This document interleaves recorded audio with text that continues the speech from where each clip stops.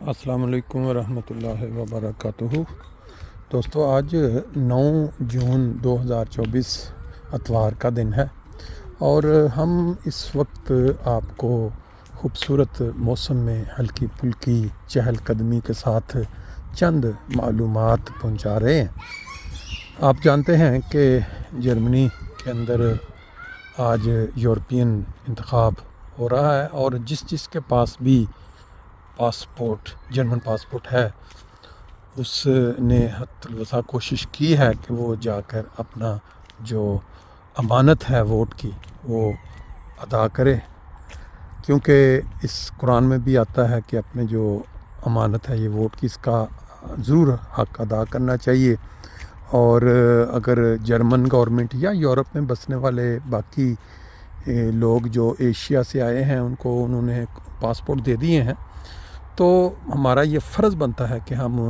ان کی جو یہ بنیادی مختلف اوقات پہ ڈیمانڈ ہوتی ہے اس کو بھی پورا کریں اور اپنا حق ادا کریں جو ہمارے پہ ذمہ داری ہے۔ دوسری بات جو بنیادی یا معلومات کی شکل میں آپ تک پہنچا رہا ہوں، ابھی آپ کے سامنے میں وہ تصویر بھی رکھ دوں گا جو انٹرنیشنل جو ایک ایسوسی ایشن بنی ہوئی ہے جو ہیومن رائٹس کے متعلق مختلف اوقات میں بات کرتی ہے، آواز اٹھاتی ہے جب دنیا میں کہیں کسی انسان کے ساتھ یا کسی کمیونٹی کے ساتھ زیادتی ہوتی ہے۔ پچھلے کافی مہینوں سے جو سچویشن اسرائیل اور فلسطین کے درمیان ہے اس پہ جتنی بھی رپورٹیں آئی ہیں، جتنا بھی لکھا گیا ہے ہیومن رائٹس کی طرف سے کہ ادھر ظلم، زیادتی اور جو بھی ریزولیشنز ہیں انٹرنیشنلی اداروں کی، اس کی جو دھجیاں اڑا کے رکھ دی گئیں، اس کے اوپر کوئی کسی قسم کا دنیا میں ریئیکشن یا کوئی آواز اٹھائی جانا اکٹھے ہو کے نظر نہیں آتی، جس سے اس کی افادیت جو اہمیت ہے اس پہ بہت فرق پڑ گیا ہے۔ جب کوئی طاقت والا شخص اپنی طاقت کے نشے میں جو کمزور ہے اس کو رونتا چلا جاتا ہے اور اس کو کوئی روکنے والا نہ ہو، تو پھر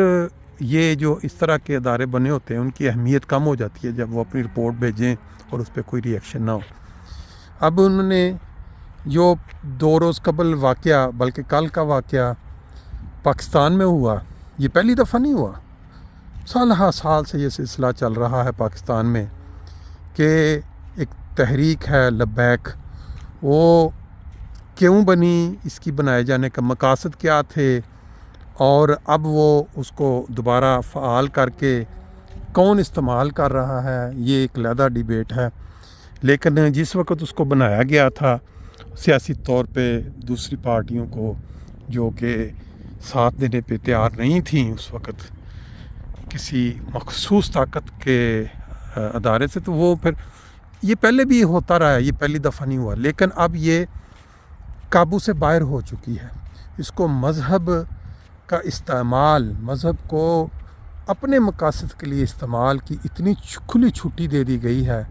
کہ انہوں نے پاکستان میں بہت سارے معصوم لوگوں کا خون بہایا ہے۔ کبھی کسی پہ کوئی الزام لگا دیا گیا، کبھی کسی پہ کوئی الزام لگا دیا گیا، لیکن سب سے زیادہ جو ٹارگٹ کلنگ یا نقصان اس پارٹی کی طرف سے دیا گیا ہے وہ جماعت احمدیہ کے افراد کو ہے، اور معصوم لوگ جن کا کوئی قصور نہیں، جن کا صرف اور صرف اتنا عقیدہ ہے کہ نبی پاک صلی اللہ علیہ وسلم نے جس امام مہدی کے آنے کا ذکر کیا تھا وہ آ چکے ہیں اور ہم ان کی سچائی کو پا چکے ہیں۔ اس بنیاد پہ وہ جو لبیک والے یا دوسری بعض اسلامی تنظیمیں لوگوں کو سالہ سال سے ابھار رہی ہیں، ان کے ذہنوں میں ایک زہر گھول رہی ہیں، بچپن سے لے کے جتنے ادارے ہیں، اسکول ہیں، اور پھر ان میں ان کا جو لیڈران ہیں وہ بھی ساتھ دینا شروع کر چکے ہیں، اور پھر جو حفاظت پہ مامور ادارے ہیں وہ بھی آہستہ آہستہ، کیونکہ ان کو بھی اپنی جانوں کا خطرہ اور انتشار کا خطرہ۔ اب سچویشن اس حالت تک خراب ہو چکی ہے کہ کوئی بھی شریف جو عام طور پہ کسی ظلم زیادتی پہ بولتا ہے اس کو اتنی ہمت نہیں ہے پاکستان میں کہ کوئی اینکر یا کوئی ایسا شہری جو سمجھتا ہے کہ کسی کے ساتھ زیادتی ہو رہی ہے، ناانصافی ہو رہی ہے، آواز اٹھائی جائے۔ ڈرتے ہیں ان لوگوں سے کہ یار ہم نے بھی یہاں رہنا، اگر ہم بولے تو اس کی مثال آپ لے لیں ایک شخص جس کو ہم بڑا بہادر سمجھتے ہیں، بڑا انصاف پسند اور ہمیشہ وہ حق کی آواز کے لیے لڑتا ہے، اقرار الحسن ARY ٹی وی پہ بڑے اس نے کچھ عرصہ پہلا اسی تحریک کو جوائن کر لیا۔ کیا بیک گراؤنڈ تھی؟ حالانکہ وہ جانتا ہے کہ اس تحریک کے آغاز میں جو ان کے بانی ہیں انہوں نے جو زبان استعمال کی ٹی وی پہ لوگوں کے سامنے، گندی زبان، غلیظ اور گالی گلوچ کی انتہا کی، اور باتیں تو وہ یہ سب کرتا ہے کہ جی بھی میں ناانصافی اور ملک کے اندر جو مختلف برائیاں ہیں اس کے خلاف ARY کے توسط سے جہاد کرتا ہوں، لیکن جب جوائن کیا تو یہ چیزیں اس وقت نظر نہیں آئیں۔ اس کی وجہ صرف یہی تھی کہ خوف، ڈر، یا ان کا کوئی خفیہ میسج آیا ہوگا تو اس نے علی الاعلان جا کے۔ اب آپ اگر غور کریں کہ کسی بچے کو پیدائش کے بعد اگر جنگل میں چھوڑ دیا جائے اور 10-15 سال کے بعد اس کو وہاں سے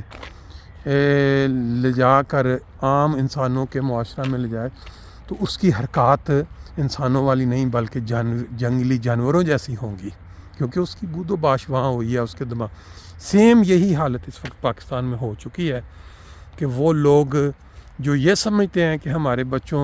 کو اسلامی تعلیم سیکھنی چاہیے، ان کا وہ جب اپنے بچوں کو ایسے مدرسوں میں یا اداروں میں چھوڑ کے آتے ہیں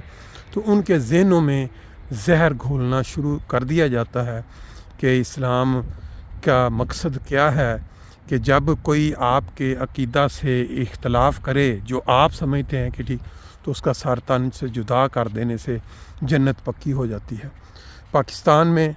جو ادارے ہیں، جو حکومتیں ہیں، ان کے سامنے مساجد سے اعلان یا چاک کے ذریعے لکھوا کے، پیپر چھپوا کے، گھروں میں دکانوں پہ پرچیاں لگا کے، یہ باقاعدہ ایک سکیم کے تحت کام کیا جاتا ہے کہ یہ جو احمدی ہیں ان کا یہ واجب القتل ہیں، ان کا قتل کرنا جو ہے وہ جنت کا باعث ہے۔ تو وہ بچے جو چھوٹے بچپن سے یہ چیز سیکھتے رہتے ہیں اور ان کے دماغ میں یہ چیز پہلے دن سے ڈال دی جاتی ہے، جیسے جیسے وہ بڑے ہوتے ہیں اور ان کو اگر کوئی موقع ملتا ہے تو وہ یہ کار گزرتے ہیں۔ تو اس میں وہ تو اعلیٰ کار بنتے ہیں، جرم تو وہ کرتے ہیں، لیکن جو ان کے پیچھے دماغ ہیں، جو یہ کام کرواتے ہیں،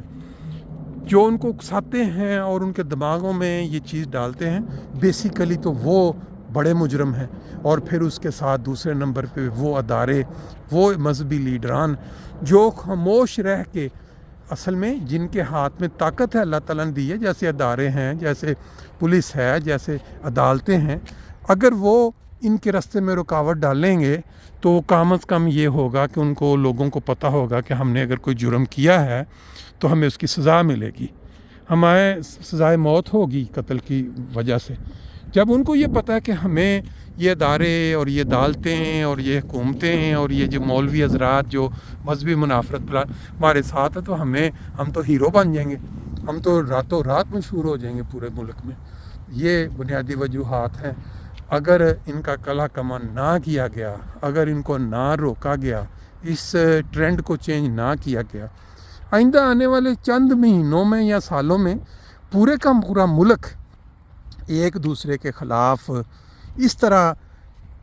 خانہ جنگی میں ملوث ہوگا کہ جس کی مثال شاید افریقن کنٹریز میں بھی نہ ملتی ہو، کیونکہ ہر شخص جو ہے وہ وہاں اتنے زیادہ ڈیفرنٹ مکتب یا کیا کہتے ہیں مختلف فرقوں کے لوگ بستے ہیں کہ اور ان کے جو اکابرین ہیں انہوں نے کفر کے فتوے دے رکھے ہیں۔ ہر مسجد کے اوپر لکھا ہوتا ہے یہاں دوسری مسجد والا دوسرے عقیدے والا داخل نہ ہو۔ یہ چیز آغاز ہوتا ہے ہمیشہ کمزوروں کے خلاف، جو ایجیٹیشن نہیں کرتے، جو احتجاج نہیں کرتے. لیکن اس کے بعد یہ پھیلتا پھیلتا آگے. اس کی مثال 74 کے بعد آپ نے دیکھ لی کہ شیعہ سنی کی آپس میں جو آگ تھی ضیاء کے دور میں کس لیول پہ پہنچ گئی. اب یہ بڑھتی بڑھتی بڑھتی بڑھتی ایک نیا رنگ دے دیا گیا ہے کہ احمدی جو ملک میں پرسکون ترین